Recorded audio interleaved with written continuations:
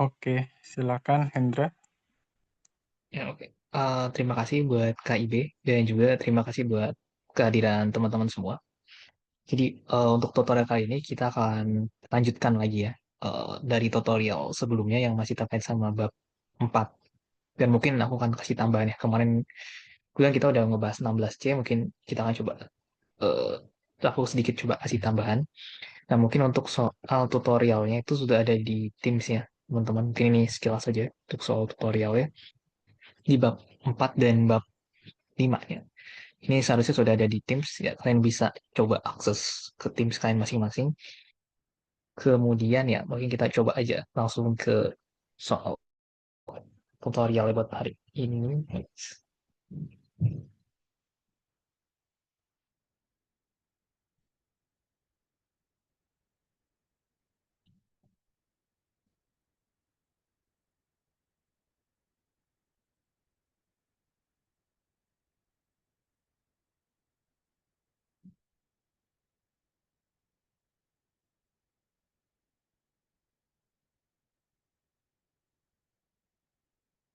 Nah, mungkin yang pertama ini 16C, bab 4 nomor 16C. Em, aku ingat di tutorial sebelumnya, kebetulan aku sudah membahas ya di 16 bagian C. Nah, itu kan terkait sama kesimetrian fungsi sama ya, kesimetrian fungsi. Kemudian kesimetrian fungsi itu sendiri adalah terkait sama fungsi ganjil dan fungsi genap. Yang mana kita menggunakan sifat dari fungsi ganjil dan fungsi genap untuk kemudian mempermudah dalam perhitungan integralnya. Dan kemarin itu kita udah coba bahas ya, karena kan di sini kemarin kita dapat bentuk eh, akar dari 4 minus X kuadrat. Nah, ini kita bisa selesaikan. Ini mungkin cara satu ya, aku bilang mungkin ini secara dari pendekatan geometris. Kenapa? Karena kita coba melihat nih, fungsi akar dari 4 minus X kuadrat itu grafiknya apa sih? Kalau kita coba sketsakan, dapatnya itu adalah setengah lingkaran bagian atas. Dengan pusatnya itu di 0,0, kemudian jari-jarinya adalah 2.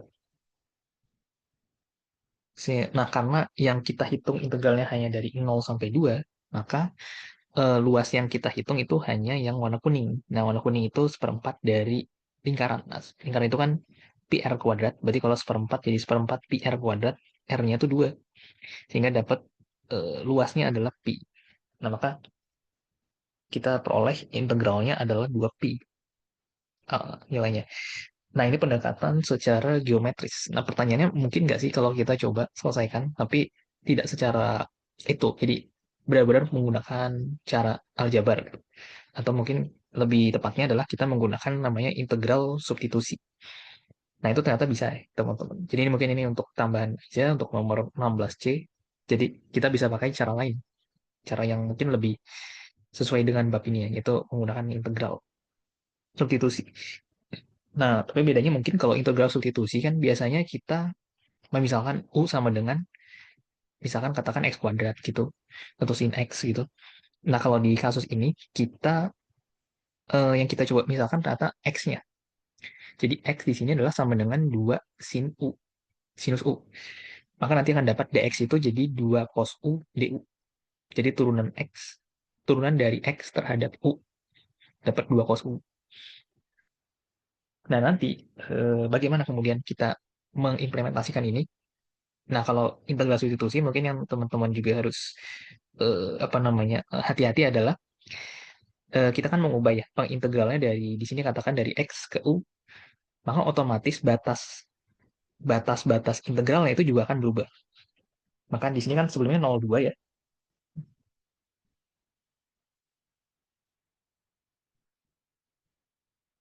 Yang di sini kan sebelumnya batasnya itu 0,2. Kalau teman-teman ubah batas integral dari x ke u, maka nanti batas 0,2 ini juga akan berubah mengikuti batasnya jadi berubah juga jadi u. Nah, mungkin untuk supaya kita tidak mengurusi batas 0,2-nya ini akan berubah jadi apa, alangkah lebih bijak mungkin kita menghitung integral tak tentunya dulu. Jadi yang kita hitung adalah 2 integral tak tentu dari 4 minus akar dari 4 minus X kuadrat. Kita integral terhadap X. Nah ini, kan tadi kita sudah misalkan ya, X-nya itu sebagai 2 sin U. Maka nanti dapat di sini X kuadrat itu adalah 4 kali sin U, sin kuadrat U. Kemudian dx-nya itu 2 cos U du. Maka di sini dx jadi 2 cos U du. Nah, kemudian berikutnya adalah 4-nya ini aku coba faktorkan. Maka nanti jadi 4 dikali dengan 1 minus sinus kuadrat U. Nah, 1 minus sinus kuadrat U itu adalah kosinus kuadrat U. Ingat dari sifat trigonometri, sinus kuadrat U tambah kosinus kuadrat U itu sama dengan 1. Maka 1 minus sinus kuadrat U sama dengan kosinus kuadrat U. Nah, berarti kita punya akar dari 4 kali kosinus kuadrat U. Nah, itu apa? Dapatnya jadi 2 kosinus U.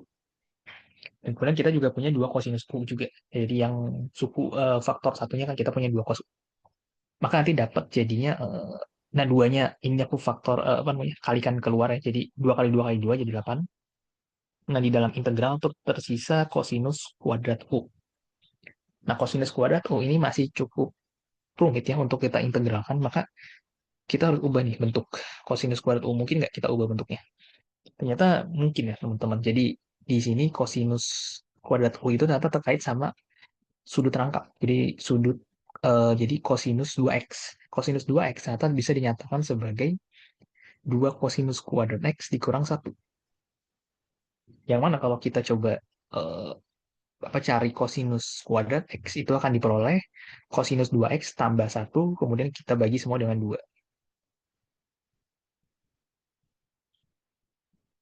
Nah, maka nanti di sini akan dapat kosinus kuadrat U itu akan berubah menjadi kosinus 2U ditambah 1 dibagi dengan 2 semuanya.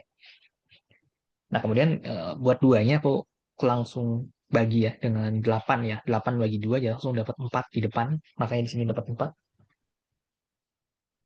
Ya, kemudian 4 ini, nah kemudian yang tersisa kan berarti integral tinggal kosinus 2U tambah 1. Nah, kosinus 2U itu integralnya adalah setengah dari sinus 2U. Sedangkan 1 integralnya U. Nah, nanti dari sini ya, kita udah dapat ini, kita coba istilahnya uraikan ya. 4 kali setengah sin 2U ditambah dengan 4 kali U. Nanti akan dapat 2 sinus 2U tambah 4U tambah C ya. Karena ada tambah C karena ini masih menghitung integral tak tentunya. Nah, kemudian kalau tadi kita berjumpa dengan apa kosinus 2U ya, sudut rangkap dari kosinus, sekarang kita juga ketemu dengan sinus 2U, sudut rangkap dari sinus. Ini dapat diuraikan menjadi 2 sin U kali cos U. Nah, nanti akan dapat jadinya 4 kali sin U kali cos U tambah 4U tambah 4 tambah C.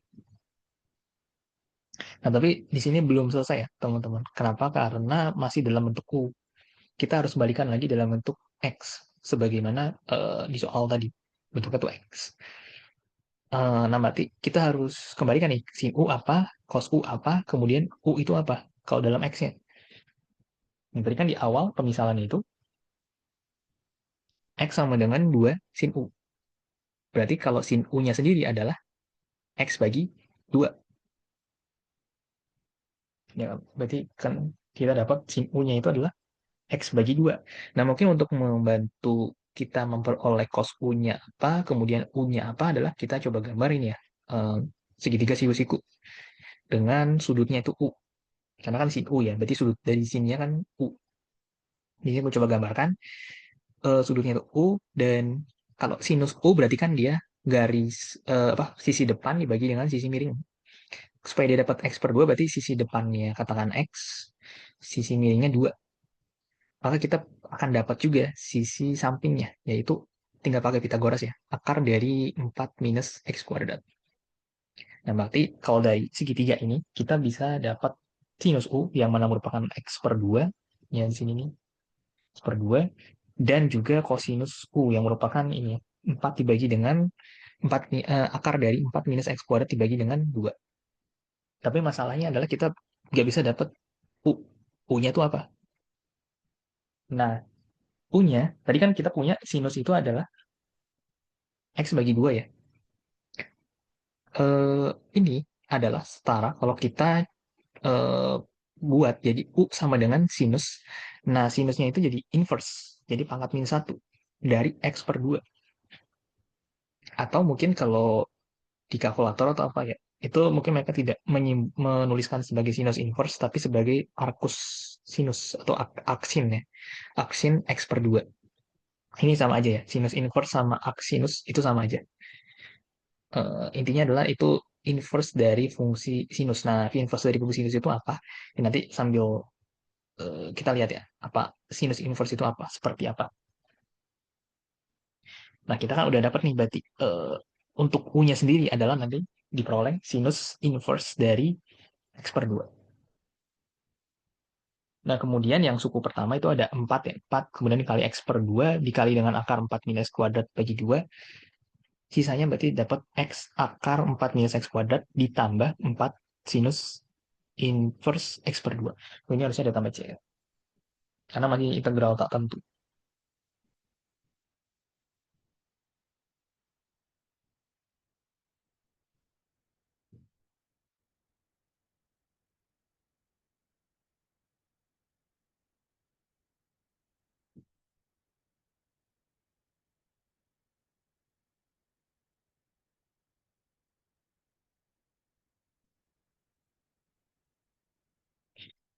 Oke, maka ya sampai sini, kemudian kita kembali lagi nih, kan udah dapat nih hasil dari integral tak tentunya. Nah, kita balik lagi ke soal awal. Tadi soal awalnya itu adalah ini kan, 2 kali integral 02 dari akar 4 minus X kuadrat. Kita balik lagi ke sini. Balik lagi, kemudian langsung dapat hasil tadi kan, X akar 4 minus X kuadrat ditambah 4 sinus inverse dari X per 2. Kemudian langsung masukkan batasnya itu 02. 2. Ya, langsung dapat, langsung jadi integralnya langsung dapat itu ini dengan 02 batasnya. Nah, tinggal disubstitusi aja. Kalau di 2 itu nanti akan dapat 0 tambah 4 sinus inverse 1 dikurang dengan, kalau di 0 berarti akan dapat 0 tambah 4 sinus inverse 0. Ya, ini memasukkan batas integralnya, kalian aman lah ya di situ. Nah, mungkin yang menjadi sedikit masalah di sini ya mungkin 4 kali sinus inverse 1 dikurang 4 kali sinus inverse 0. Nah, apa maksud dari sinus inverse atau sinus ya, sama aja ya. Maksudnya adalah kapan, ketika X sama dengan berapa, nilai sinus X sama dengan, katakan di sini 1. Jadi kalau sinus inverse 1 itu berarti kayak kita menebak nih, X di X berapa yang mana menyebabkan sinus X sama dengan 1. Nah, kalau kita yang paling mudah sebenarnya pi per 2 ya. Karena kebetulan di rentangnya kan juga tadi 0,2 ya. Berarti pi per 2 itu kan 3,14 bagi 2. Sekitar 1,57 sekian. Ya masih di rentang 0,2 kan.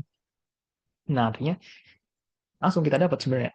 Jadi sebenarnya X-nya itu adalah pi per 2. Jadi sinus inverse 1 itu adalah kayak kita menebak berapa nilai X sehingga sinus X sama dengan 1. Oke, jadi diperoleh X-nya adalah pi per 2 atau di 90 derajat ya, kalau dalam derajat. Nah, sama untuk sinus inverse 0 itu juga berarti kita menebak nih, di X sama dengan berapa sinus X sama dengan 0. Nah, dapat adalah kalau di rentang 0,2 berarti dapatnya di 0, sinus 0 kan 0. Maka nanti hasilnya adalah sinus inverse 1 itu dapat pi per 2, kemudian sinus inverse 0 itu 0. Maka hasilnya adalah 2pi.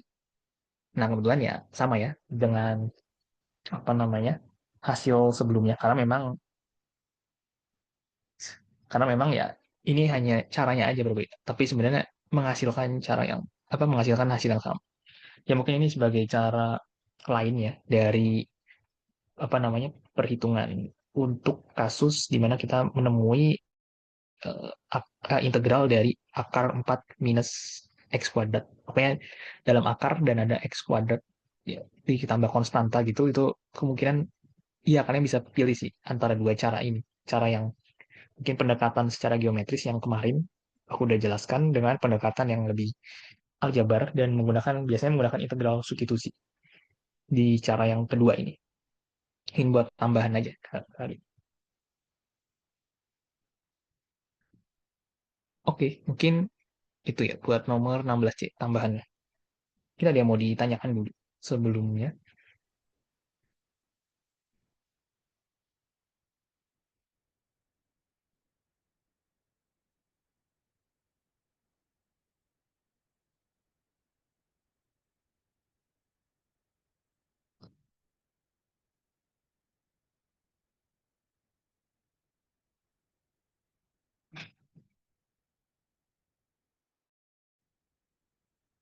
Kalau tidak ada, mungkin aku coba lanjut ya ke nomor berikutnya di 17C. Masih di bab 4 ya, 17C. Kalau tadi yang kita disuruh menentukan berdasarkan kesimetrian fungsi. Sekarang kita menggunakan keperiodikan fungsi. Kalau kesimetrian fungsi tadi kan terkait sama fungsi ganjil, fungsi genap. Kalau keperiodikan fungsi itu biasanya untuk menghitung integral yang katakan trigonometri gitu ya. Kayak sinus sama kosinus. Itu kan fungsi yang kayak dia periodik, dia berulang gitu, ada siklusnya. Sehingga dinamakan sebagai keperiodikan fungsi.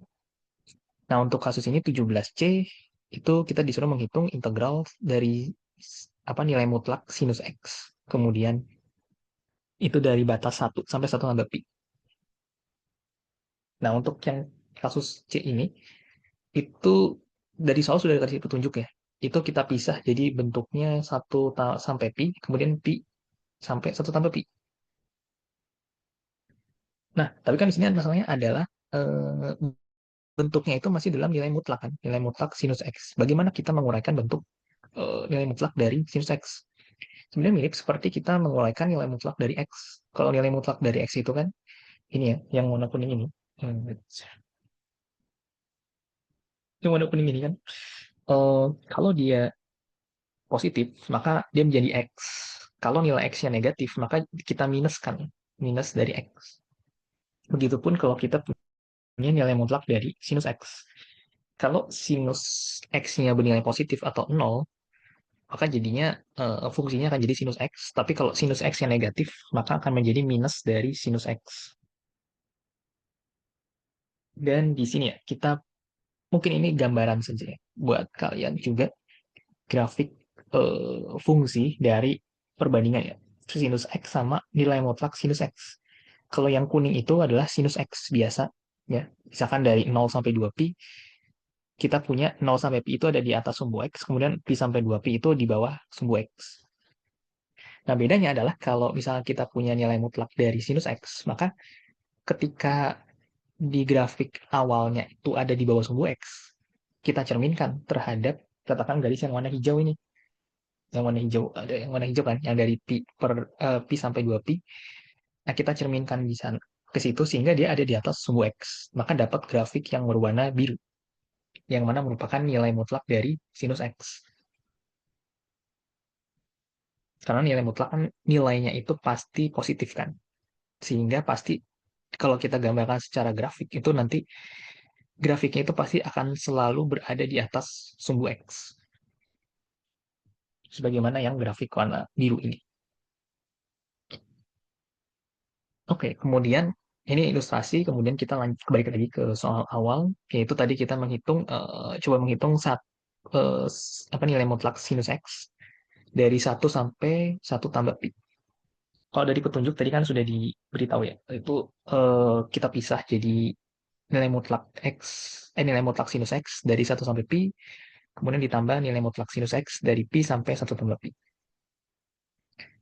Kemudian, nah ini kan masih dalam nilai mutlak ya teman-teman. Jadi kita harus membuat ini tidak dalam nilai mutlak lagi, jadi kayak fungsi biasa. Nah, kita perhatikan ya, dari 1 sampai pi.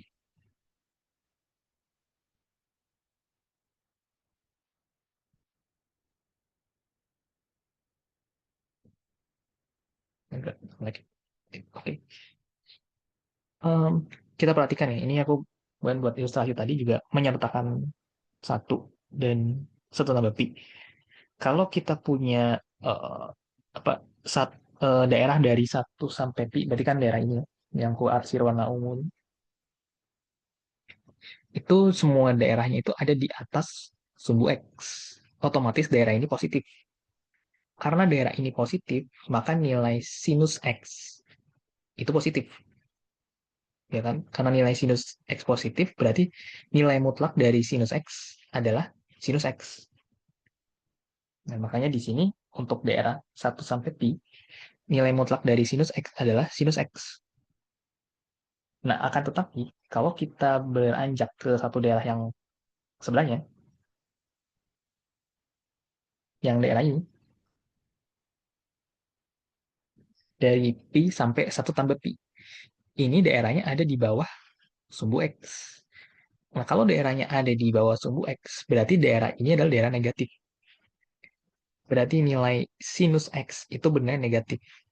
Otomatis si nilai mutlak dari sinus X itu akan menjadi minus dari sinus X. Makanya di sini eh, untuk kasus pi sampai 1 tambah pi jadinya minus dari sinus X karena daerahnya negatif. Karena daerahnya negatif kan berarti kita perlu negatifkan lagi supaya hasilnya jadi positif. Nah, itu intinya gitu sih. Karena nilai mutlak hasilnya selalu bernilai positif. Nah, oke, karena kita sudah apa namanya tidak berurusan dengan nilai mutlak lagi, kita udah dapat dalam sin X dan minus sin X. Untuk sin X sendiri itu diintegralkan menjadi minus cosinus X dari 1 sampai pi, oke. Kemudian, nah minus sin X ya, kalau kalian mungkin agak eh, apa mungkin lebih mudah mengintegralkan sin X bisa juga. Jadi sin X itu integralnya minus cos X. Nah, tinggal minus dari minus, jadi plus cosinus X. Dari pi sampai 1 tambah pi. Ya, kemudian ini selanjutnya tinggal kalian coba apa namanya, input aja nilainya dari 1 sampai pi, kemudian pi 1 tambah pi. Dapat di sini sampai dapat di yang ini ya. Yang warna orange ini, yang aku tandain orange, itu 2 ditambah 1 ditambah cos 2 ditambah cosinus 1 ditambah cosinus 1 tambah pi. Nah, tapi masalahnya adalah kita tidak tahu nilai cosinus 1 berapa, kemudian cosinus 1 tambah pi juga kita tidak tahu berapa nilainya. Karena ya mungkin kalian juga tidak boleh pakai kalkulator ya kalau pada saat ujian. Jadi iya, mau nggak mau kita harus menghitung ini secara manual atau mungkin nggak tahu ya apakah ini sudah cukup berhenti sampai sini aja. Tapi kalau secara manual sebenarnya masih mungkin untuk dihitung ya. Tapi yang perlu kalian ingat adalah kalian harus mengingat sifat penjumlahan dari kosinus. Katakan kita punya kosinus A dan kosinus B. Kita jumlahkan kosinus A tambah kosinus B. Itu sama dengan adalah 2 kosinus setengah A tambah B dikali dengan kosinus setengah A minus B. Dengan A-nya kalau di sini berarti 1 ya. A-nya 1, kemudian B-nya 1 tambah pi. Dan nanti kalau kalian coba di sini, kalian dapat 2 kosinus setengah. 1 tambah pi, kemudian kosinus dari setengah, 1 dikurang pi. Nah, kalian akan dapat nanti 2 ditambah kosinus dari 1 tambah pi per 2 dikali dengan kosinus minus pi per 2. Yang 1 tambah pi per 2 ini masih susah juga ya untuk dihitung berapa nilainya. Tapi untuk yang ini, cosinus minus pi per 2 kan itu radian, kalau dalam derajat itu 90 derajat. Dan kalau kalian ingat, cosinus dari minus 90 derajat itu sama dengan cosinus 90 derajat. Nah, karena dia eh, sama dengan cosinus minus 90 derajat, nah cosinus 90 derajat itu adalah 0. Nah, sehingga perkalian dengan ini dan ini akan jadi 0. Maka suku yang kedua itu akan jadi 0. Maka tersisa tinggal 2. Nah, sehingga untuk yang soal ini jawabannya adalah 2. Ya, mungkin ini ya buat soal nomor 17C. Sebenarnya buat perhitungan kayaknya cukup aman. Mungkin yang ini ya, bagaimana cara menguraikan yang nilai mutlak sinus X-nya. Itu menjadi seperti apa. Kemudian baru kita integralkan, nanti dapat di sana, kemudian pakai sifat penjumlahan ya, trigonometri, itu yang bisa dapat nanti hasilnya dulu. Ya mungkin untuk nomor 17C. Mungkin ada yang mau ditanyakan dulu.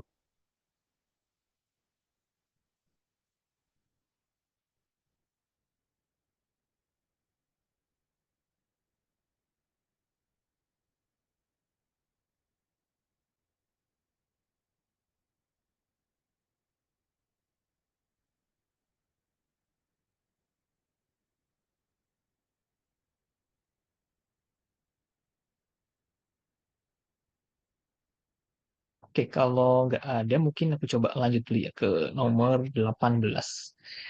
Nomor 18 ini sebenarnya lebih mudah ya dibandingkan sama yang dua nomor sebelumnya. Karena kita hanya perlu menaksir luas lahan, tapi menggunakan jumlah riman kanan, riman kiri, sama aturan trapesium. Jadi kita menaksir tapi menggunakan tiga cara berbeda ya. Nah, yang pertama adalah mungkin kita coba pakai riman kanan. Jadi untuk riman kanan itu sebenarnya kalau kalian mungkin gampang ingatnya adalah kan riman kanan artinya kita menggunakan patokannya adalah titik sebelah kanan dari si daerahnya. Jadi katakan di sini aku punya di sini ya kita ada 8 daerah. Oke, kita punya 8 daerah. Kan setiap daerah itu dipisah. Setiap daerah itu kan punya batas kiri, batas kanan. Katakan daerah pertama gitu.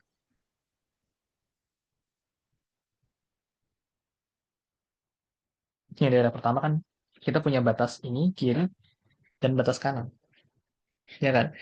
Nah, kalau kita mau menghitung menggunakan riman kanan, otomatis kita akan apa namanya?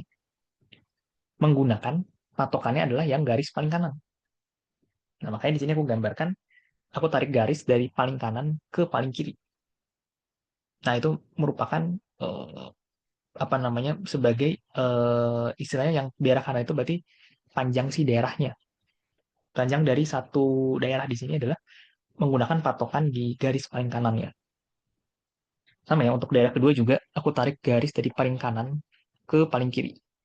Jadi kalau daerah pertama tuh panjangnya adalah 71, kemudian daerah kedua 60, kemudian daerah tiga 45, seterusnya sampai daerah yang paling terakhir yaitu daerah ke-8 itu panjangnya 59. Nah di sini kan diberitahu ya, satu daerah itu luas, bukan luas, lebarnya adalah 10. Ya asumsikan semua daerah punya lebar yang sama, yaitu 10. Jadi urusan kita sekarang tinggal menjumlahkan panjang daerah ini masing-masing, yaitu 71, kemudian 60, 45, 45, 52, 57, 60, 59. Ya, sebenarnya mirip seperti kita menghitung persegi panjang secara, tapi 8 kali ya kita menghitung, karena ada 8 daerah di sini. Jadi sebenarnya 71 kali 10, tambah 60 kali 10, sampai dengan 59 kali 10. Nah, tapi karena lebarnya sama semua, 10, ya kita jumlahkan aja panjangnya dulu, kemudian nanti baru hasil akhirnya kita kalikan sama 10. Jadi di sini 71 tambah 60 tambah 45 sampai 59, kemudian dikali dengan 10 hasilnya. Nah, maka kita peroleh dengan riman kanan luas daerahnya itu adalah 4.490 satuan luas. Nah, itu pakai riman kanan. Kalau riman kiri seperti apa? Kalau riman kiri ya sebenarnya sesuai namanya ya, riman kiri. Berarti kita menggunakan patokannya garis paling kiri dari daerah itu. Jadi kalau di sini kita punya dua garis kan, misalkan di sini yang kuning ini kan. Nah, kita patokannya adalah garis paling kirinya. Berarti kalau buat daerah pertama, itu garis paling kirinya adalah panjangnya 75. Kemudian daerah kedua panjangnya 71 sampai daerah terakhir itu panjangnya 60. Jadi yang 59 tidak kita pakai ya, karena kan dia daerah paling kanan. Sedangkan liman kiri itu kan selalu menggunakan patokannya itu garis paling kirinya. Maka yang garis paling kanan pasti nggak pakai. Lebarnya asumsikan sama semua ya, yaitu 10. Makanya sama. Eh, kurang lebih sama adalah tinggal kita jumlahkan 75 tambah 71 tambah 60 sampai dengan tambah 60. Kemudian hasilnya kita kalikan 10, kita peroleh nanti luasnya adalah 4.650 satuan luas. Oke, itu untuk riman kiri. Kemudian yang terakhir kita menggunakan namanya aturan trapesium. Nah, kalau buat aturan trapesium mungkin ini sedikit berbeda ya dengan eh, sebelumnya yang menggunakan pendekatan garis paling kiri atau paling kanan ya.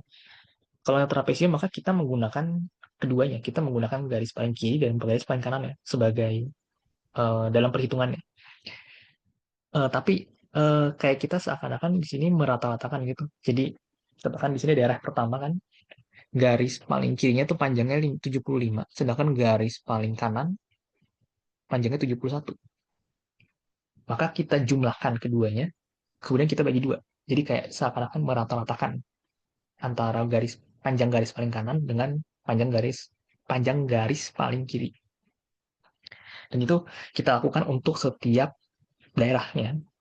Sehingga nanti kita akan punya ini ya, 75 tambah 71 bagi 2 ditambah dengan 71 tambah 60 bagi 2 sampai dengan 60 tambah 59 dibagi 2. Kemudian semuanya nanti karena lebarnya sama ya, kita kalikan dengan 10. Nah, ini mungkin untuk perhitungannya sepertinya kalian aman. Eh, untuk luasnya itu akan diperoleh 4.520 satuan luas menggunakan metode trapesium ini.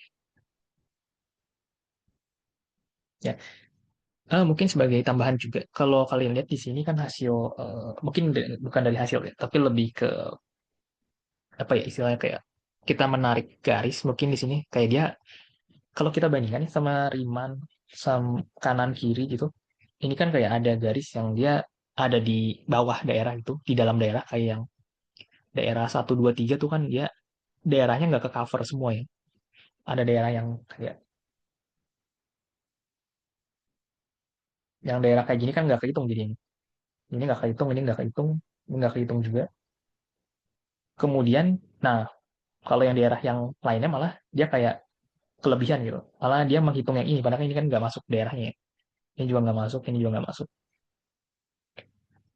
Begitupun kalau kita pakai Riemann kiri, itu kasusnya juga sama. Ada daerah yang tidak ketercover, tapi ada daerah yang istilahnya keluar dari kayak offset gitu, udah keluar dari daerahnya, tapi masuk hitungan. Nah, itu beda dengan kita menggunakan aturan trapesium. Ini mungkin bisa dikatakan lebih sedikit. Memang ada daerah yang mungkin katakan tidak tercover atau mungkin sedikit keluar melenceng dari daerahnya, tapi bisa dikatakan cukup lebih sedikit gitu. Lebih istilahnya errornya itu lebih kecil. Jadi mungkin kalau secara taksiran sebenarnya akan lebih baik. Secara taksiran akan lebih mendekati nilai aslinya itu menggunakan aturan trapesium dibandingkan kita menggunakan Riemann kanan atau Riemann kiri. Ya mungkin itu sebagai tambahan aja sih. Kalau kalian disuruh apa ya istilahnya kayak mungkin kayak dari tiga metode tersebut kira-kira mana yang lebih baik dalam penaksiran. Kalau lebih baik yang mana menggunakan aturan trapesium itu lebih baik dibandingkan Riemann kanan atau Riemann kiri. Itu tambahan aja sih, teman-teman. Oke, mungkin ada yang mau ditanyakan dulu.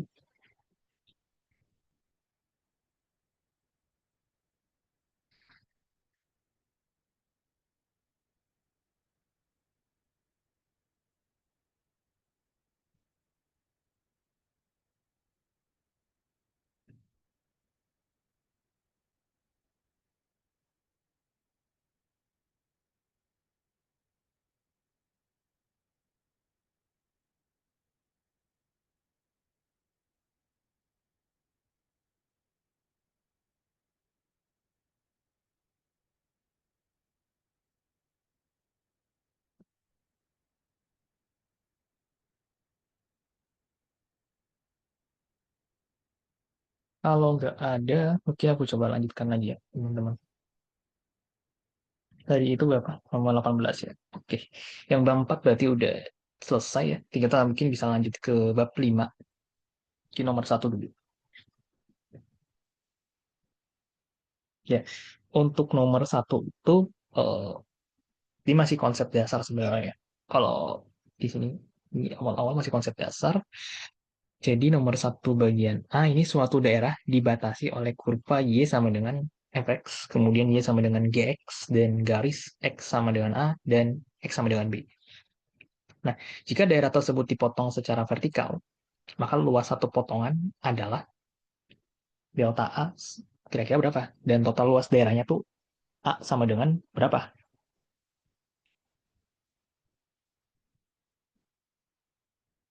Nah, untuk mengerjakan ini, di sini aku udah tulis sebenarnya. Jadi kalau dipotong secara vertikal dengan lebar delta X. Jadi ini kita perlu asumsikan sebenarnya lebarnya itu delta X. Katakan semua daerahnya lah, itu lebarnya delta X. Kenapa? Karena ya pasti kan namanya kita menghitung daerah berarti kan ada panjang, ada lebarnya. panjangnya kita bisa dapat dari ini. Panjang daerah atau tinggi daerahnya itu adalah jarak dari garis kuning yang atas dengan garis kuning yang bawah. Jadi kalau garis kuning atas kan apa ya, dinyatakan oleh Y sama dengan Fx. Garis kuning yang bawah dinyatakan oleh Y sama dengan Gx. Nah, artinya itu untuk tinggi atau panjangnya. Tapi kalau lebarnya kan di sini belum ada ya. Ya kita misalkan aja dengan delta x. Karena pasti ada lebarnya ya. Nggak mungkin luas itu nggak ada lebar. Pasti ada lebarnya, walaupun kecil. Sekarang lebarnya itu delta x. Maka luas satu potongannya adalah fx dikurang gx. Nah ini kenapa fx kurang gx? Karena kan luas itu tadi ya. Luas itu panjang kali lebar. Asumsikan panjangnya tadi, ini panjangnya adalah jarak dari garis kuning atas ke garis kuning bawah. Itu kan berarti yang garis kuning atas kan fx, garis kuning bawahnya gx. Maka fx dikurang gx panjangnya. Sedangkan lebarnya adalah delta x. Maka kita peroleh satu potongan itu fx kurang gx dikali dengan delta x. Nah, untuk kemudian total luas daerahnya, itu berarti kita akan masuk ke integral. Karena untuk menghitung, jadi kita asumsikan juga delta x-nya itu menjadi dx. Jadi kayak dia dibuat lebih kecil lagi potong apa luasnya. Jadi kita tuliskan sebagai dx. Kemudian untuk apa panjangnya masih sama ya, fx dikurang gx. Nah, tapi karena total luas daerah kan tadi ada di sini garisnya itu dari apa? Daerahnya itu dari x sama dengan a sampai x sama dengan b. Makanya pengintegralnya jadi dari batas integralnya dari a sampai b. Nah, kita peroleh luas daerahnya adalah integral dari a sampai b dari fx dikurang gx dx. Oke, itu untuk luas daerah. Nah, kalau untuk yang bagian C ya, nah bagian C ini kita udah masuk ke volume benda putar. Nah, di sini untuk volume benda putar, ini ada dua soal ya. Yang pertama itu terhadap sumbu X, yang kedua terhadap sumbu Y. Nah, ini teman-teman hati-hati ya. Ini eh, cara kita memformulasikan apa volumenya itu berbeda. Kalau kita memutarnya terhadap sumbu X sama memutarnya terhadap sumbu Y, itu berbeda ya. Di sini kan itu potongannya itu secara vertikal ya, teman-teman. Ini agak nge-lag sini. Oke.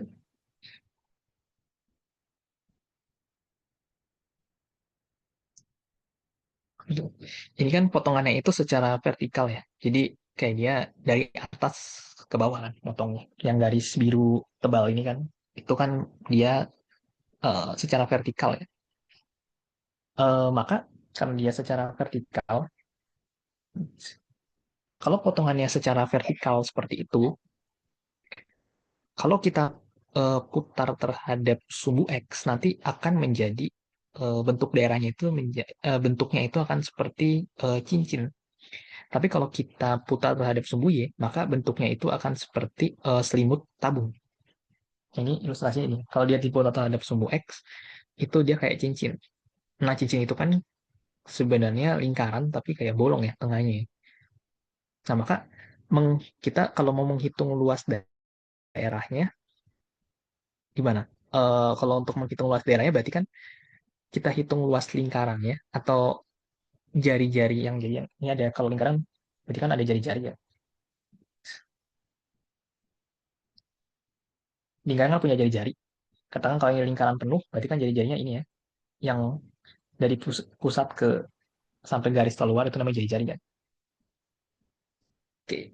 Nah, katakan jari-jarinya adalah R kuadrat. Tapi karena tengahnya itu bolong, yang di sini kan bolong, karena bolong di situ berarti kita harus kurang dengan lingkaran yang bolongnya itu seberapa luas. Lalu kita kurangi dengan katakan pi R kecil kuadrat. Maka kita punya luasnya adalah pi dikali dengan R besar kuadrat dikurang R kecil kuadrat. Nah, kalau yang kita putar terhadap sumbu Y, itu kan bentuknya selimut tabung ya. Jadi kita tinggal menghitung luas selimut tabung. Nah, luas selimut tabung itu apa? 2pi kali R kali T. R-nya itu jadi jari, kemudian T-nya adalah tingginya atau panjangnya. Nah, jadi kalau untuk ingat ya, tadi kalau kita memotong satu potongan itu secara vertikal, maka ketika kita memutarnya terhadap sumbu X, atau mungkin nggak harus dengan sumbu X juga, tapi bisa kan katakan Y sama dengan, intinya diputar terhadap garis yang horizontal, garis mendatar, itu pasti bentuknya adalah cincin. Tapi kalau kita putar terhadap sumbu Y atau garis yang vertikal, garis yang tegak lurus, tegak ya, pokoknya tegak lah garisnya, garis yang berdiri gitu. Itu pasti potongan, pasti nanti daerahnya itu berbentuk selimut tabung. Nah, ini kenapa penting? Karena nanti akan eh, terkait sama kita memformulasikan integralnya. Intinya eh, kalau cincin tuh akan seperti ini formulasinya, kalau selimut tabung seperti ini formulasinya. Nanti tinggal kita cari aja jari-jarinya apa, kalau kalau jari-jarinya apa, tingginya apa untuk selimut tabung. Kalau untuk cincin berarti jari-jari terluarnya itu berapa, jari-jari dalamnya berapa. Nah, untuk kasus ini kan, yang pertama kita akan putar terhadap sumbu X. Maka benda penjalnya akan berbentuk apa? Kalau terhadap sumbu X, karena ini pemotong pen, eh, potongannya itu vertikal, kita putar terhadap sumbu X, maka akan menjadi cincin. Maka rumusnya nanti jadi pi kali R besar kuadrat dikurang R kecil kuadrat. Nah, R besar kuadratnya apa? R kecil kuadratnya apa? R besar kuadratnya adalah, kalau kalian perhatikan di sini, berarti dia fungsi yang paling atas ya. Berarti yang ini nih, yang fx. Sedangkan yang dalamnya itu jadi itu gx. Jadi R besarnya itu fx, R kecilnya gx. Makanya diperoleh di sini ya, delta V-nya itu sama dengan, ya, taksirannya adalah pi kali fx kuadrat. Dan jangan lupa dikalikan sama delta x. Delta x itu kayak ketebalan gitu. Dan ketebalan itu selalu pasti ada, selalu ada pasti. Kemudian dikurang dengan pi kali gx kuadrat dikali dengan delta x. Maka kita akan peroleh jadinya pi kali dengan fx kuadrat dikurang gx kuadrat. Fx-nya sebagai R besar, gx-nya sebagai R kecil. Dan kita kalikan sama delta x. Jangan lupa, pasti ada delta x ya di akhirnya. Kalau yang awal ini kan sebagai, kan ini masih luas ya. Kalau yang pi kali fx kuadrat dikurang gx kuadrat itu masih luas. Untuk jadi volume berarti kita perlu kalikan sama lebarnya, yaitu delta x. Nah, berarti volume benda penjalnya, kalau secara total, maka itu menjadi pi kali fx kuadrat dikurang gx kuadrat. Kita hitung dari A sampai B. Ya, intinya kalau total volume kita pasti urusannya sama integral sih. Tinggal kita ubah aja. Dalam integral, kemudian delta x kita ganti dx. Nah, bagaimana untuk kasus kedua kan diputar terhadap sumbu Y ya. Maka benda pejalnya itu akan berbentuk selimut tabung. Nah, selimut tabung itu jari-jarinya apa? Kalau kita lihat di sini, kan diputar terhadap sumbu Y. Y itu ada di sebelah daerahnya, kebetulan ini daerah yang warna biru ini, yang ya daerah ini ya, daerah yang ini biru, yang daerah ini kan biru, itu ada di sebelah kanan sumbu Y, atau di sebelah kanan X sama dengan 0 ya, sama aja. Sumbu Y dan X sama dengan 0, garis X sama dengan 0 itu sama. Maka jari-jarinya itu dari sini ke sini, itu adalah X. Asumsikan ya, pokoknya di X. Ya. Sorry. Jadinya X dikurang dengan X dikurang 0. Jarak dari ini ke sini. Nolnya itu dari mana? Karena eh, yang jadi sumbu putarnya X sama dengan 0 atau sumbu Y. Makanya dapatnya situ, makanya dikurang 0. Kalau katakan sumbu putarnya itu X sama dengan 1, maka ini jadi X kurang 1. Nah, itu bedanya nih.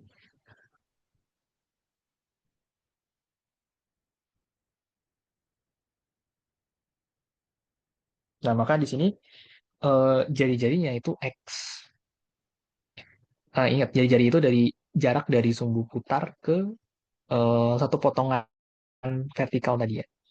Kemudian tingginya sebagaimana yang sebelumnya, tingginya berarti dari garis kuning atas ke garis kuning bawah, berarti efek dikurang GX.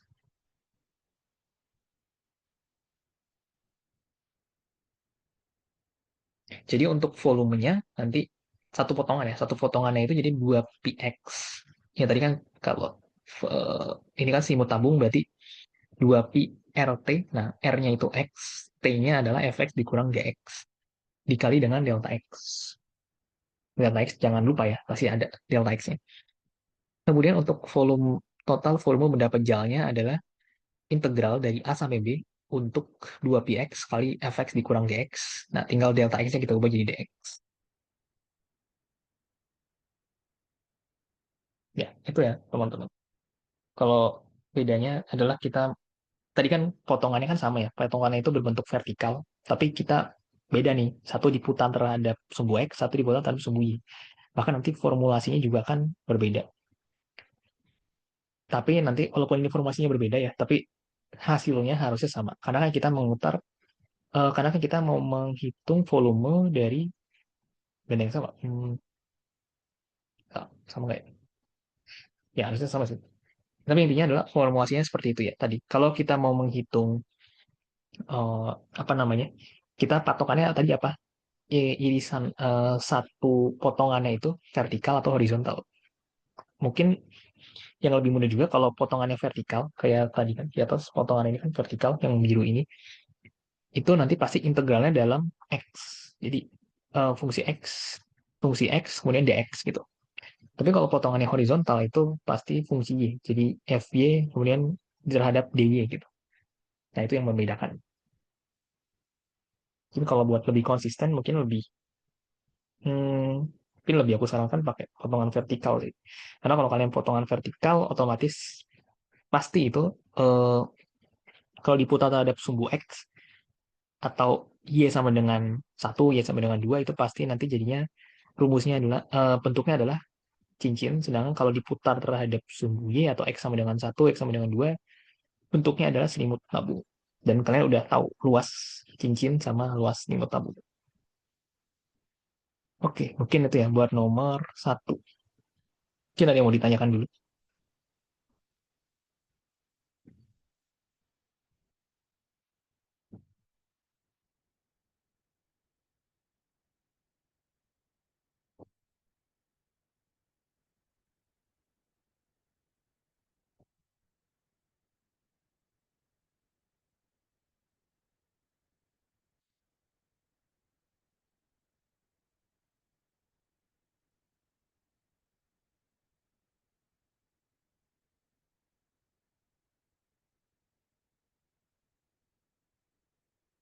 Oke, kalau nggak ada, mungkin kita coba lanjut lagi ya ke nomor 3, masih di bab 5.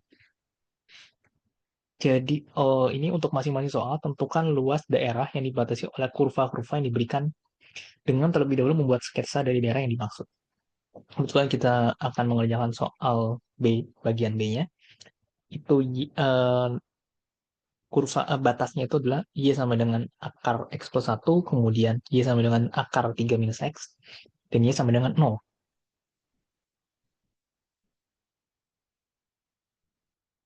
Nah, kita eh, buat saja daerahnya langsung.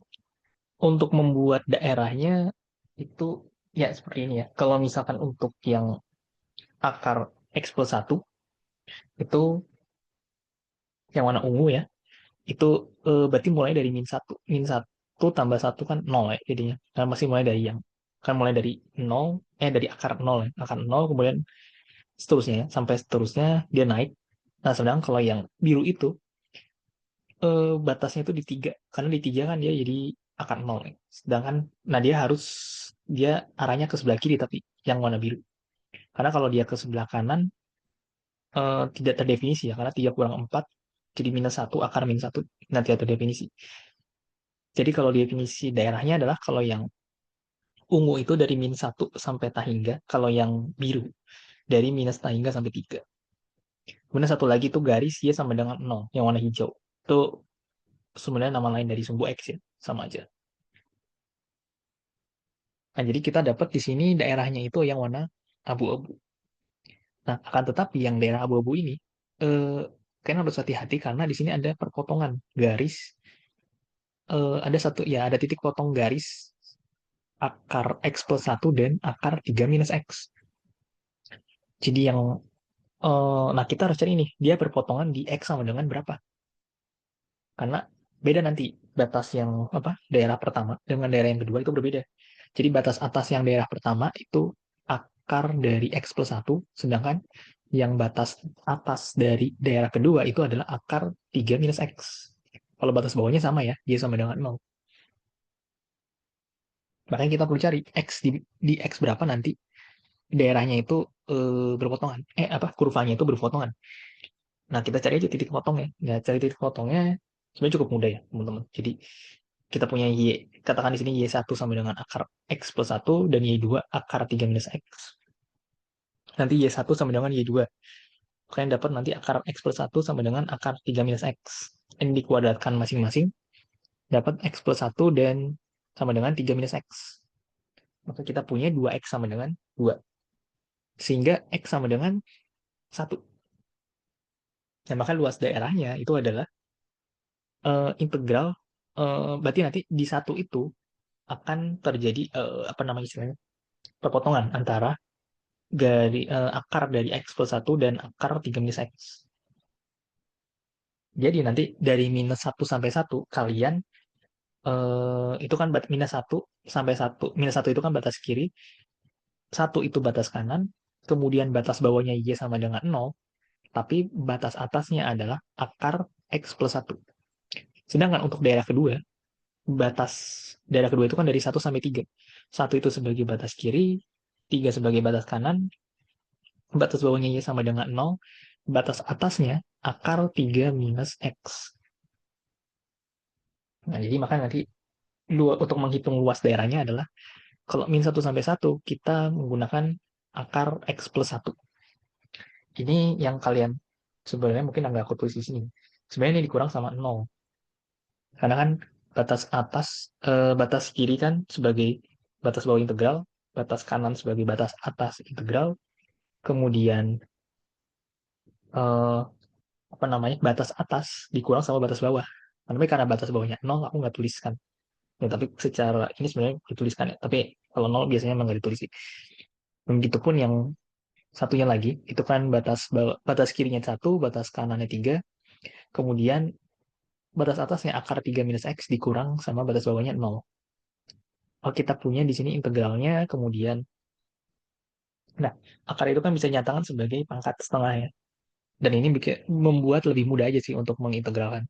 Ini kan mengintegral itu membuat pangkatnya naik 1. Jadi tadinya pangkat setengah menjadi pangkat 3/2. Tapi nanti depannya akan ada pengali ya. Kalau yang suku pertama ada 2/3, kemudian yang suku kedua ada 2/3 juga. Tapi ada pembagi min 1. Nah ini dari mana? Ini ya, kemarin kayaknya aku sudah cepat coba kasih tahu juga ya. Jadi kalau kita punya integral dari AX tambah B pangkat N, N-nya ini apapun, maksudnya mau bilangan bulat, mau pecahan, mau desimal, itu nggak masalah. Itu nanti bentuk integralnya jadi AX tambah B pangkat N plus 1, tapi kita kalikan sama 1/N plus 1 kali A. Ini ada pembagi A-nya di bawah. Ya, makanya nanti bentuk integralnya jadi yang bentuk ini. Kemudian ya tinggal di input aja daerahnya. Dari min 1 sampai 1, kemudian 1 sampai 3. Nanti kalian akan peroleh hasilnya itu, ya ini mungkin sampai sini aman. Nah ini 4 akar 2/3 tambah 4 akar 2/3. Itu jadinya 2 kali 4 akar 2/3 kan. Makanya dapatnya 8. Jadi kita punya satuan luasnya itu adalah 8 akar 2/3 satuan luas. Oke, mungkin itu ya untuk soal nomor 3B. Mungkin ada yang mau ditanyakan dulu sebelumnya.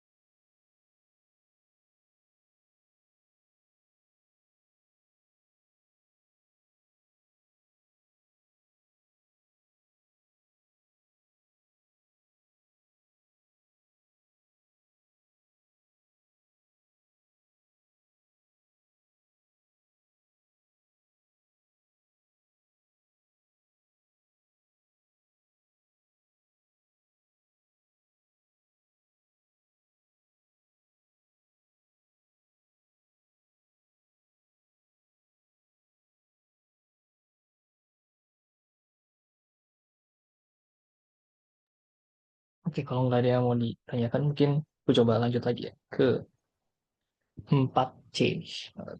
I- 4C, guys. Ini ke 4C. Nah, kalau tadi kan menghitung luas ya. Tadi gua lupa lagi. Oh ya, luas. Benar. Kalau yang 4C ini kita udah mulai untuk menentukan volume benda penjal. Nah, ini mungkin tipsnya sama ya. Kalau kalian mau menggunakan cara yang tadi, kayak nomor satu gitu, berarti kalian coba buat berarti satu potongannya itu secara vertikal. Karena kita udah tahu tuh kalau secara vertikal nanti dia diputar terhadap garis mendatar sama garis tegak, itu bentuknya seperti apa. Nah, untuk yang nomor 4 ini kan volume dari benda penjara diperoleh dengan memutar daerah yang dibatasi oleh kurva-kurva yang diberikan terhadap sumbu yang ditentukan. 4C ya, itu Y-nya sama dengan nilai mutlak X dan Y sama dengan satu terhadap X sama dengan satu. Nah, ini mungkin eh, kita sketsakan dulu ya. Mungkin. Jadi kalau untuk yang nilai mutlak X itu yang warna hijau daerahnya. Intinya kalau nilai mutlak itu otomatis eh, kurvanya itu akan ada selalu di atas sumbu X. Sedangkan kalau ya itu kalau ada di selalu di atas sumbu X kalau dia terkait sama nilai mutlak. Kemudian yang warna biru itu adalah garis Y sama dengan satu. Nah, satu lagi adalah yang garis abu-abu. Garis abu-abu itu sumbu putarnya. Kan diputar terhadap X sama dengan satu. Itu sumbu putarnya. Nah, kemudian yang daerahnya itu yang mana? Daerahnya itu berarti kan dibatasi oleh yang Y sama dengan nilai mutlak X, kemudian Y sama dengan satu. Berarti daerahnya itu adalah yang warna kuning. Nah, kemudian di sini aku buat semacam apa ya daerah gitu. Kayak bukan daerah sih, potongan gitu ya. Potongan yang warna ungu. Jadi kayak potongan vertikalnya. Nah, ini yang akan kita putar nih, yang ungu ini ya, akan kita putar terhadap garis X sama dengan satu. Nah, karena dia eh, apa namanya vertikal, kemudian diputar terhadap X sama dengan satu, maka nanti bentuknya itu akan seperti selimut tabung.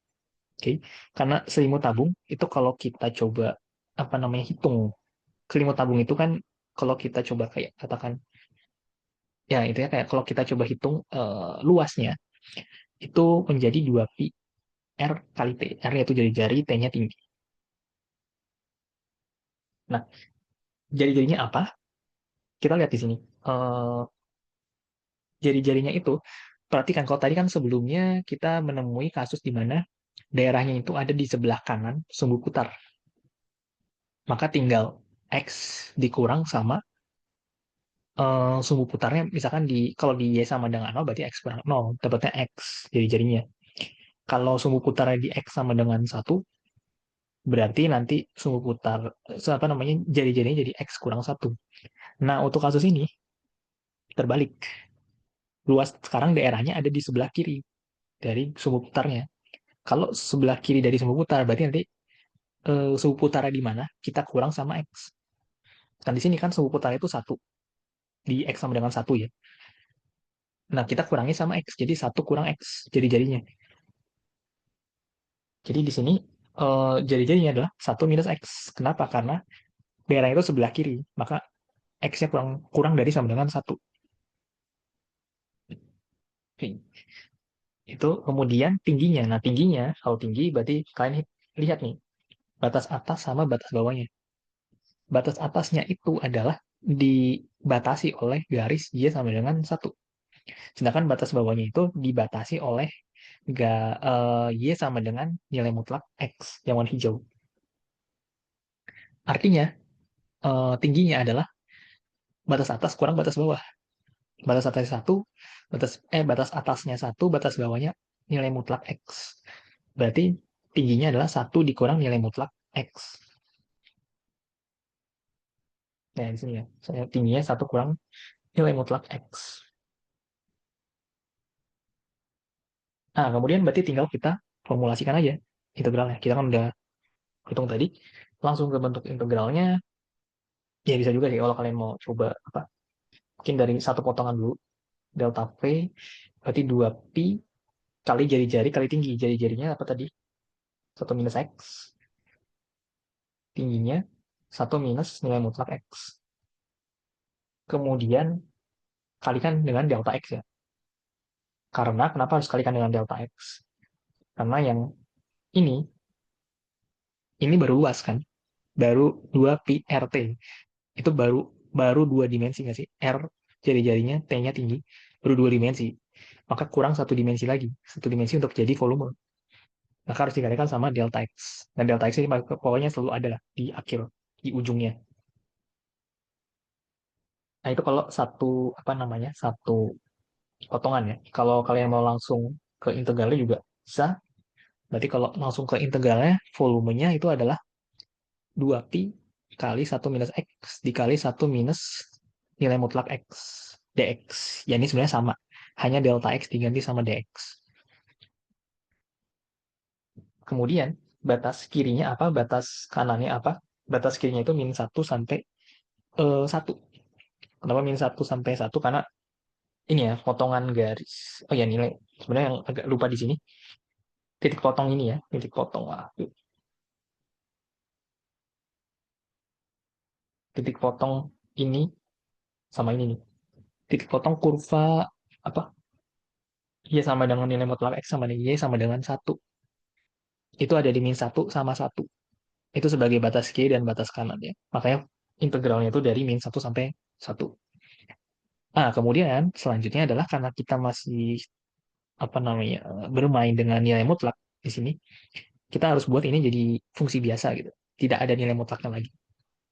Nah, untuk kasus di mana min satu sampai nol, nilai X-nya itu kan otomatis negatif ya. Misalkan X sama dengan min setengah, nilainya berarti kan min setengah itu negatif. Otomatis berarti nilai mutlaknya akan menjadi minus X. Sedangkan untuk kasus 01 integralnya, misalkan kita ambil X sama dengan setengah, nah setengah positif, berarti nilai mutlaknya akan bernilai X.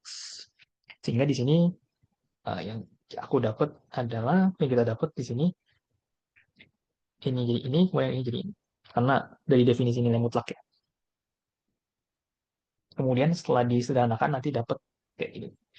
2pi dari integral min satu sampai 0, 1 minus X kuadrat, dx, ditambah 2pi kali integral 01, 1 minus X dikuadratkan dx. Kemudian dengan bentuk itu ya kita udah dapat ya, tinggal kita integralkan masing-masing aja. Dan input juga batasnya. Nanti kalian akan dapat hasilnya itu adalah 2pi satuan volume. Karena nggak dikasih tahu ya satuannya apa. Ya kita tulis aja satuan volume. Oke, mungkin itu ya untuk soal nomor 4C. Kita ada yang mau ditanyakan dulu sebelumnya.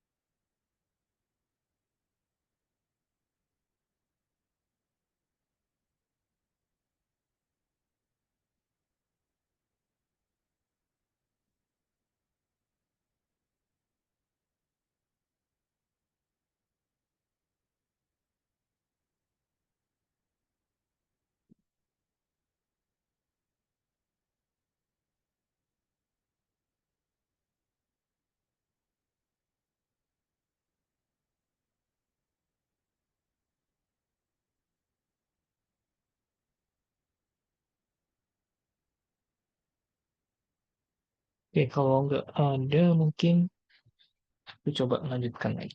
Ke, tinggal satu lagi. Tinggal satu soal lagi. Sip.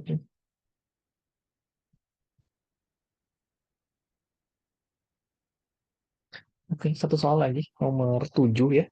Jadi eh, di sini sama ya, apa namanya, yang mau kita tentukan adalah volume benda putar.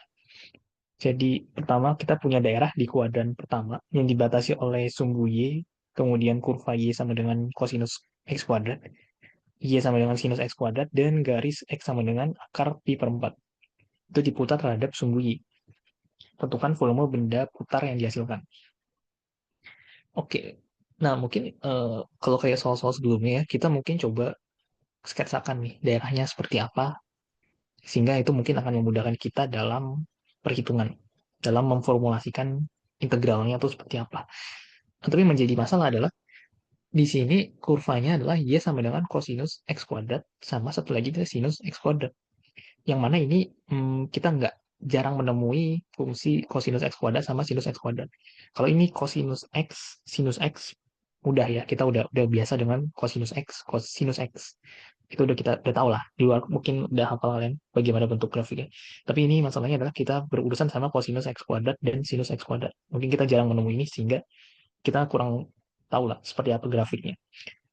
Nah, bagaimana kalau kita nggak tahu bentuknya tuh seperti apa kurvanya?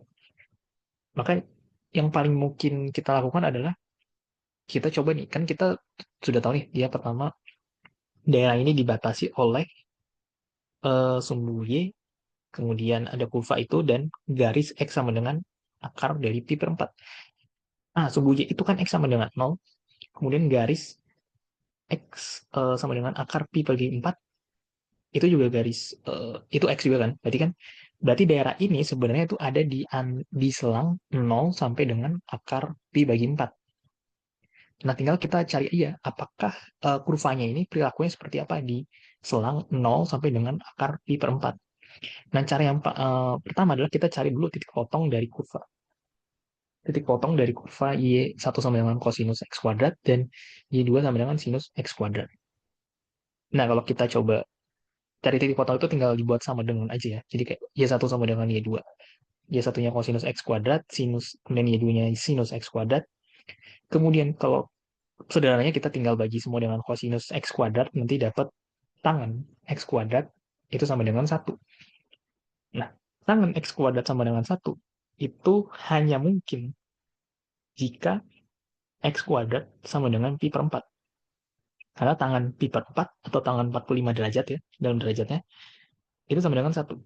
Dan pi per 4 itu ada di selang 0 sampai dengan akar pi per 4. Ada di selang itu. Makanya, sorry, sorry, itu masih dalam bentuk X kuadrat ya, dapatnya pi per 4. Kalau kita mau ubah ke X, berarti X-nya menjadi akar dari pi per 4. Nah, kebetulan akar pi per 4 itu masih ada ya di selang kita, selang 0 sampai akar pi per 4 ya, dia di ujung kanannya ya. Jadi nanti si kurva ini akan memotong, saling apa ya, berpotongan di ujung kanan, daerah ini paling kanan ya.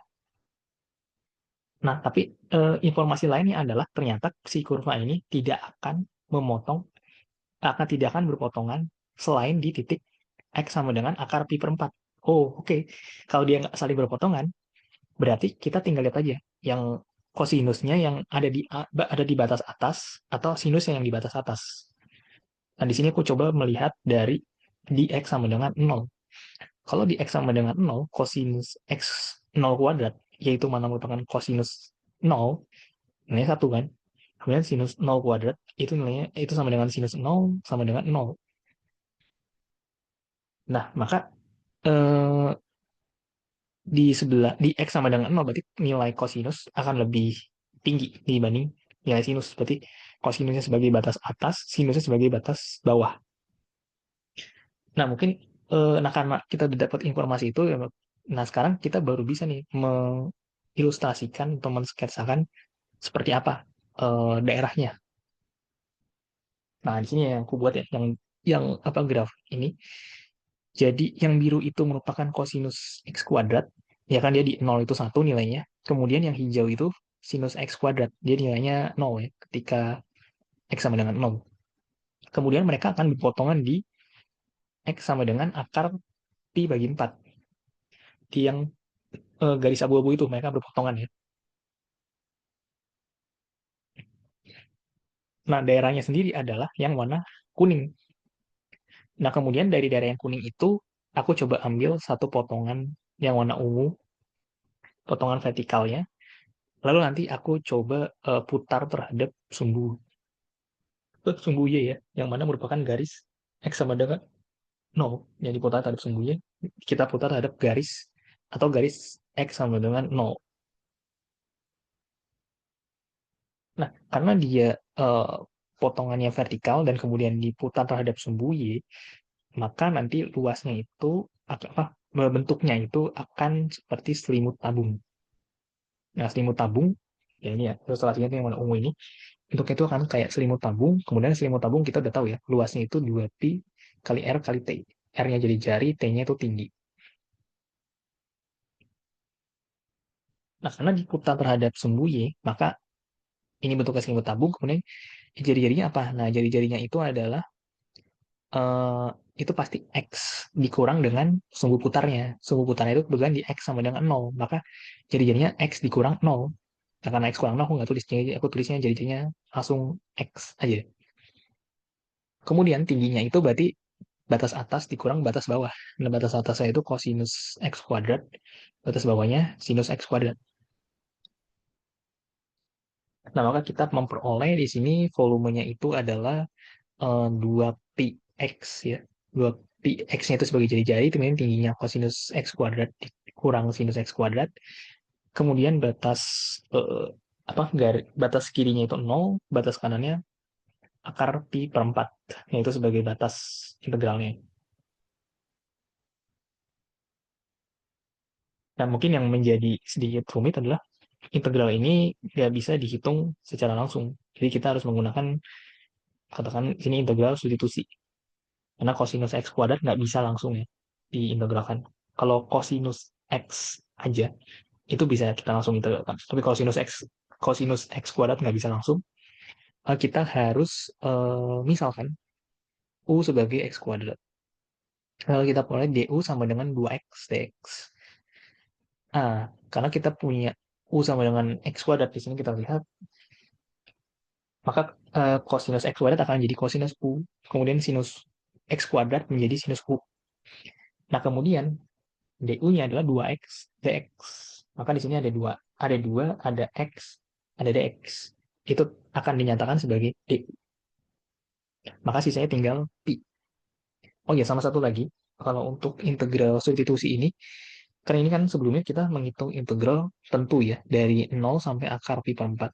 Tapi kalau kalian mengharuskan integral itu pakai integral substitusi, maka kalian hitung dulu integral tak tentunya, yang nggak ada batas integralnya. Kenapa harus hitung yang tak tentu dulu? Karena kalau misalnya kalian langsung hitung dari yang tentu, maka nanti batasnya juga harus diubah tuh. Karena kan awalnya kita punya batasnya, apa namanya, integralnya terhadap X. Kita kan punya awalnya integralnya terhadap X. Kemudian, pertama integralnya terhadap X, kemudian kita berubah jadi terhadap U. Maka otomatis batas yang sini sama sini, ini juga akan berubah. Makanya lebih baik mungkin kita hitung integral tak tentunya dulu. Jadi kita nggak perlu ngurusin batas integralnya dari berapa sampai berapa berubahnya. Jadi mungkin mungkin lebih apa ya, lebih kita lebih ngurus masalah integralnya seperti apa nanti hasilnya dibanding kita harus ngurus batasnya juga.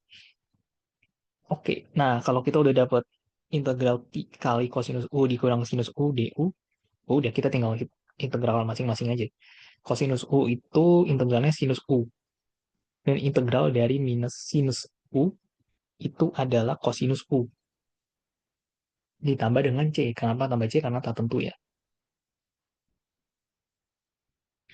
Nah, kemudian ya kita uraikan ya, pi kali sinus u tambah dengan pi kali cos u, yang mana u-nya sendiri adalah x kuadrat. Nah, kita balikan lagi, jadi kita peroleh hasilnya itu pi kali sinus x kuadrat ditambah pi kali cosinus x kuadrat ditambah c. Nah, maka nanti kita akan peroleh, ya tadi balik lagi ya ke persoalan awal kan tadi, integral 2 px kali cosinus x kuadrat dikurang sinus x kuadrat dari 0 sampai akar pi per 4. Ya, kita langsung masuk ke hasilnya aja. Dari sini kan udah dapat, ini kan udah dapat hasilnya, langsung kalian tulis di sini, dapat hasilnya dan batasnya dari 0 sampai akar pi per 4. Nanti kalian tinggal masukkan batasnya dari 0 dan pi per 4, nanti akan diperoleh tuh hasilnya adalah dikali dengan akar 2 dikurang satu, yang ini ya, satuan volume.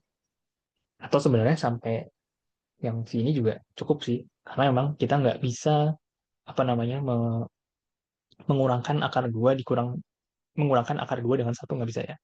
Jadi makanya ya prosesnya terhenti sampai situ. Walaupun yang sampai yang bagian ini juga oke sebenarnya, sama dengan yang bagian bawah. Ya mungkin itu ya untuk eh, soal nomor 7. Jadi nomor 7 ini yang lebih lebih tricky ya, karena kita nggak bisa mensketsakan daerahnya langsung ya. Kalau yang sebelum-sebelumnya kan, oh kita bisa sketsakan dulu nih daerahnya seperti apa. Nanti kita bisa dapat batas kiri, batas kanan, batas bawah, batas atas. Kemudian kalau ada perpotongan kurva-kurvanya juga kita bisa lihat di mana. Nah, tapi kalau yang nomor 7 ini kita nggak bisa mensketsakan dulu. Karena fungsinya tuh bukan fungsi yang umum kita jumpai. Kayak kosinus X kuadrat kita kan jarang jumpai. Maka yang paling mungkin adalah kita cari dulu titik potongnya dari kurva-kurva yang ada di situ. Karena mungkin aja kan kalau kurvanya tuh kayak gini. Misalkan kalau aku coba buat contoh, misalkan dalam daerah ini ya, bisa aja kan kurvanya yang satu gini, kemudian yang satu lagi gimana? Nah, nah ini kan ada titik potong ya di dalam daerah yang hitam. Nah ini kalau kalian lihat nanti eh, yang daerah pertama itu,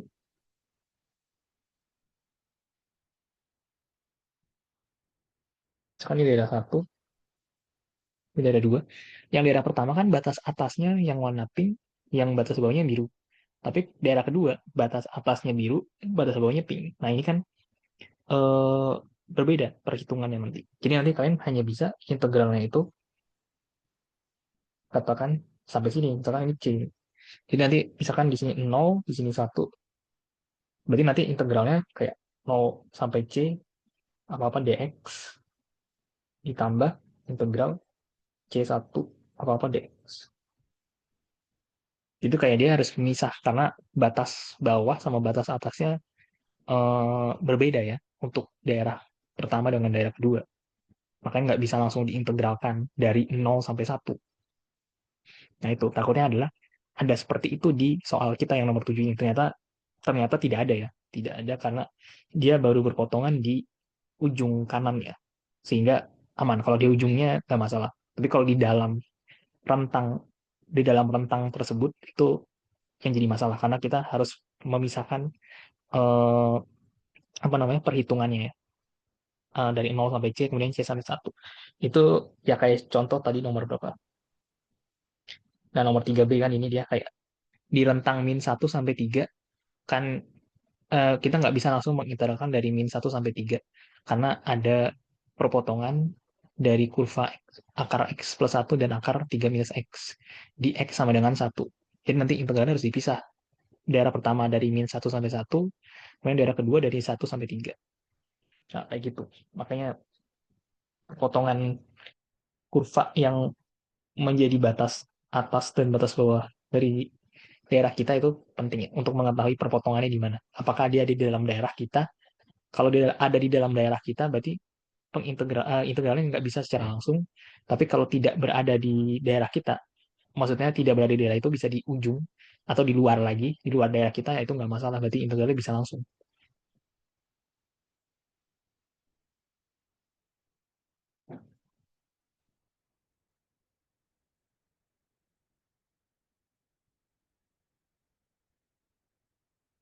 Oke, mungkin itu eh, ada yang mau ditanyakan dulu, mungkin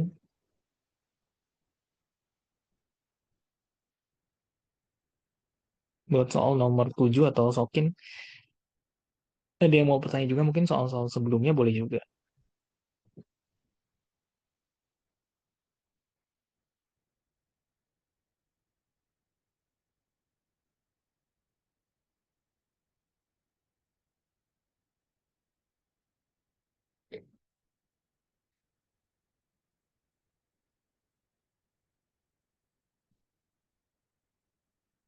Ya, mungkin untuk yang apa ya, bab 4, oh, bab 4 kayaknya masih oke ya.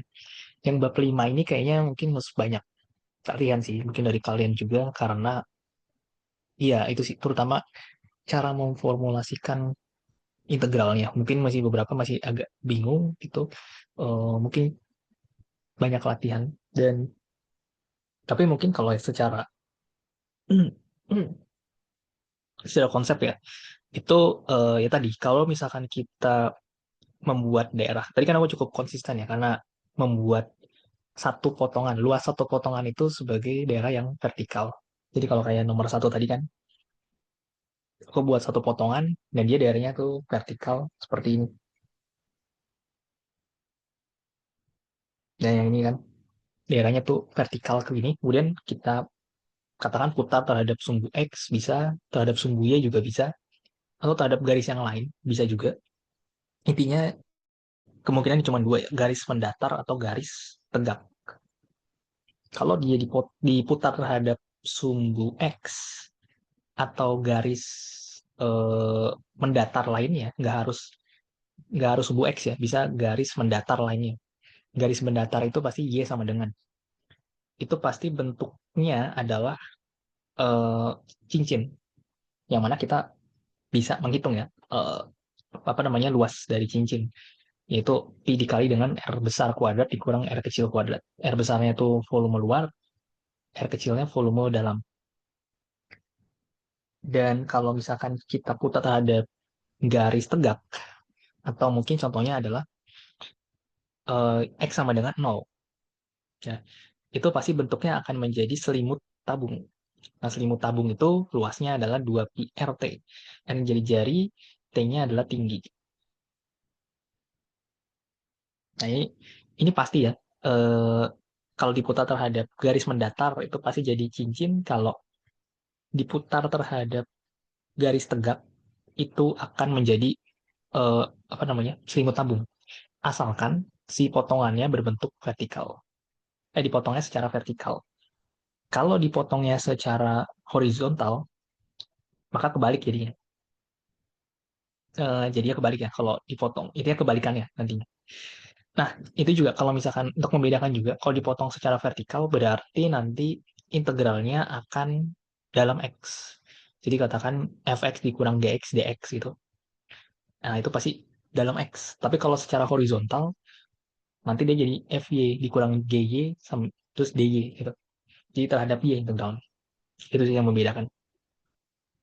Ya, kedua kedua cara itu bisa digunakan. Tapi mungkin sebenarnya kalau lebih umum kan kita menyatakan y sama dengan fx ya, fungsi dari x. Jadi sebenarnya lebih umum itu menggunakan potongan vertikal yang mana ya aku menggunakan terus ya di setiap soal di sini potongan vertikal. Jadi kalau kalian mungkin melihat lagi nge-review dari catatan kuliah hari ini itu semuanya pakai potongan potong luas satu potongan itu belum secara vertikal.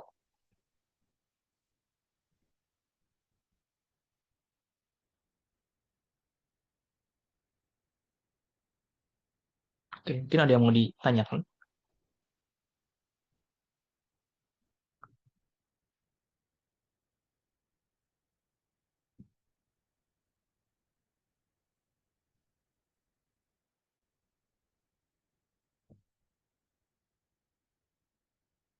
Oke, mungkin aku coba review ya. Jadi nomor 16 itu sebelumnya kan tadi kita menggunakan kesimetrian fungsi untuk mempermudah perhitungan integral. Nah, kalau kesimetrian kesimetrian fungsi itu biasanya terkait sama fungsi ganjil dan fungsi genap.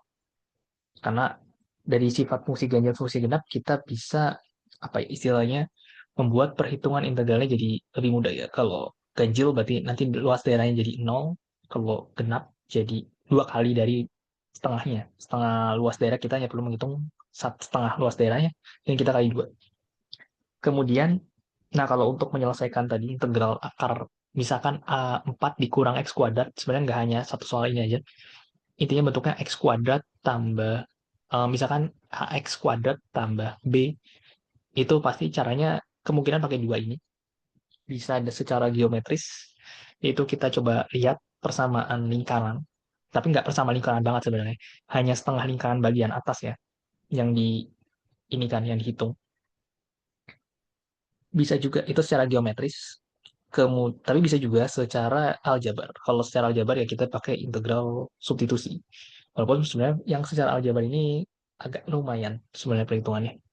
Maksudnya eh, mungkin butuh latihan lah kalau yang secara aljabar. Secara geometris sebenarnya lebih cepat, tapi kalian harus lebih hati-hati aja sih, mana luas daerah yang dihitung gitu.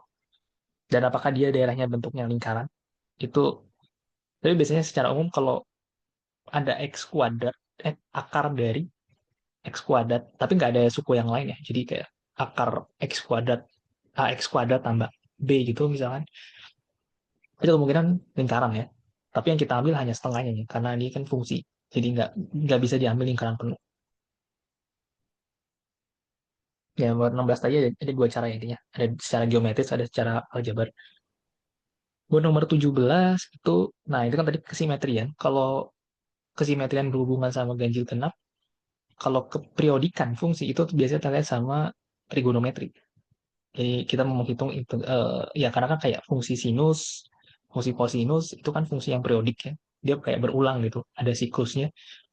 Makanya kita akan menggunakan, biasanya digunakan untuk integral trigonometri. Dan jangan lupa kalau kalian bertemu dengan fungsi mutlak, itu pasti di gambar grafiknya itu pasti akan selalu di atas sumbu X. Dan mungkin beberapa sifat trigonometri ya, mungkin kalian perlu hafal mungkin ya, karena mungkin akan terpakai ya dalam apa namanya dalam kasus integral di sini dari sifat-sifat trigonometri.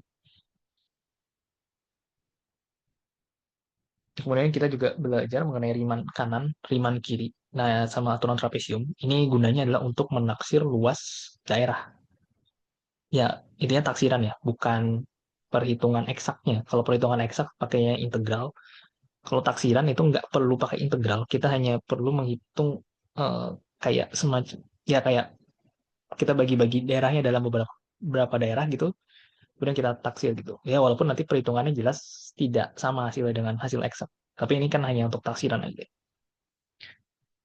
Nah, kalau dibandingkan ya, liman kanan, liman kiri sama trapesium, secara umum sebenarnya aturan trapesium akan jauh lebih mendekati hasil eksaknya. Hasil tepatnya berapa? Aturan trapesium itu lebih cukup dekat dengan hasil tepatnya, hasil eksaknya dibandingkan sama liman kanan atau liman kiri.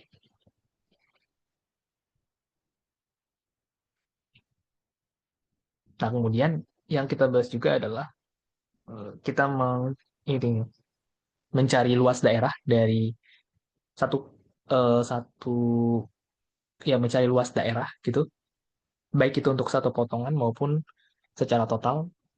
Juga kita mencari namanya volume benda pejal. Dan ini ya, kalau untuk luas daerah sepertinya kayak aman. Kalau luas daerah, intinya kalau luas daerah sih tinggal kita menghitung, eh, ya katakan ini kalau luas daerah itu berarti ada batas kiri, batas kanan, batas bawah, batas atas. Sehingga dia kan daerahnya tertutup gitu. Yang ini kan daerahnya tertutup ya. Karena ada batas atasnya Y sama dengan fx, Y sama, batas bawahnya Y sama dengan gx, batas kirinya X sama dengan A, batas kanannya X sama dengan B. Jadi daerahnya itu tertutup gitu. Nah, mungkin kalau yang perlu di ini adalah kalau kita mencari volume, ini mungkin yang kalian perlu banyak latihan juga, karena untuk mencari volume misalkan ya tadi ya, kalau dia dipotong secara vertikal, maka kalau kita putar terhadap, garis mendatar akan menjadi cincin, tapi kalau diputar terhadap garis tegak itu akan menjadi selimut tabung. Dan juga satu lagi, kalau dipotong secara vertikal pasti integralnya dalam X. Ya misalkan di sini. Oke. Nah, ini kan dalam X nih integralnya. Karena kita memotongnya secara vertikal.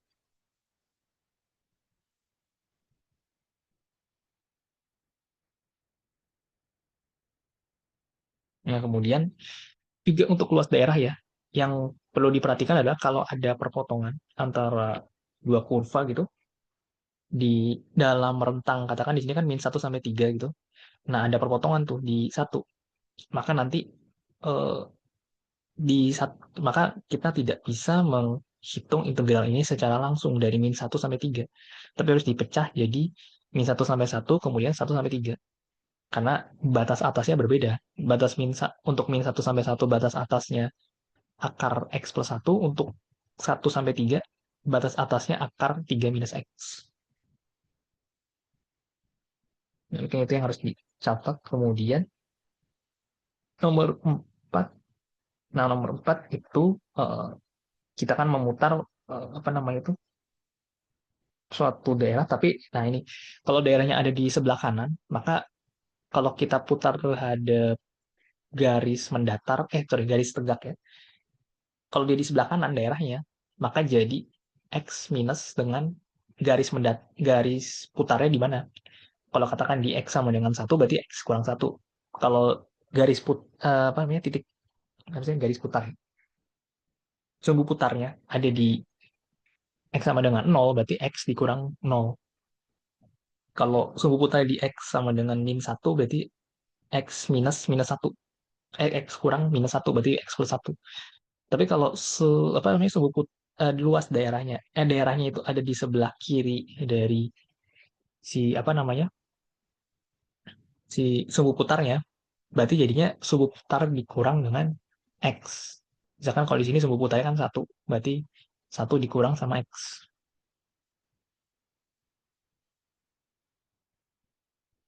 Itu buat tadi ya, menentukan jari-jari dari selimut tabung. Nah, kemudian yang terakhir, nomor 7 ini yang mungkin berbeda sama nomor-nomor sebelumnya. Kalau sebelumnya kita udah buat sketsanya dulu, ilustrasi ilustrasi daerahnya seperti apa. Untuk nomor 7 ini kita tidak bisa membuat itu karena fungsinya tidak umum. Maka yang kita lakukan sekarang adalah kita coba cari dulu apakah ada titik potong dari dua kurva tadi, yaitu Y sama dengan cosinus X kuadrat dan sinus X kuadrat. Jika ada, jika ada, itu ada di mana? Kalau kebetulan kalau di soal ini adanya di ujung kanan selang. Kalau di ujung kanan selang berarti aman, karena kita tidak perlu memecah integral ya, kayak yang nomor 3 tadi. Itu kalau saya pecah ya, jadi 2. Karena ini di ujung kanan, berarti kayak kita nggak perlu mecah integral, jadi kita bisa langsung integralkan dari 0 sampai dengan akar pi bagi 4. Ini kebetulan juga sama ya, kita putarnya terhadap garis tegak sehingga diperoleh nanti selimut tabung. Dan ya tinggal kita cari aja jadi-jadinya berapa, tingginya berapa. Maka nanti kita akan peroleh hasilnya sebagai berikut. Oke, mungkin itu. Dan ya mungkin untuk hari ini ya, yang aku coba sampaikan untuk hari ini. Kalau mungkin kalian jangan lupa untuk isi presensi ya, karena batasnya harusnya sampai jam 11. Nanti sebelum tutup jadi presensinya mungkin kalian coba segera presensi di Six masing-masing. Oke, mungkin ada yang mau ditanyakan dulu sebelum ditutup maksudnya.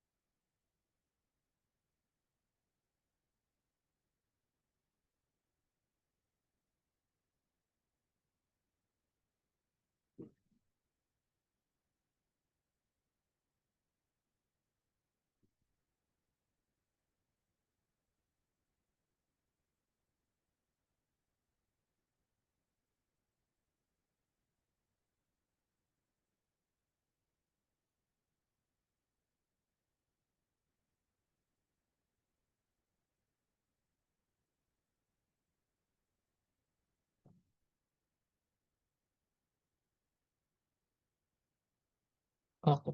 Kalau misalkan nggak ada yang mau ditanyakan, nanti untuk catatan kuliahnya akan di-share ya sama Kak IB, juga sama rekaman tutorial hari ini. Ya, mungkin ini ya yang bisa aku sampaikan buat hari ini. Mungkin kurang lebihnya mohon maaf. Dan itu ya, terima kasih juga buat kehadiran kalian di tutorial hari ini. Ya nanti kita akan ketemu lagi di mungkin sama KIB ya, untuk jam 9 mungkin sama KIB di minggu depan. Ya mungkin sampai ketemu di tutorial selanjutnya lagi. Ya, terima kasih buat kehadiran kalian dan ya selamat melanjutkan aktivitas masing-masing. Ya, Selamat siang. makasih, Pak. Terima kasih, Pak. Terima kasih, Pak. Makasih, Terima Pak. kasih, Pak.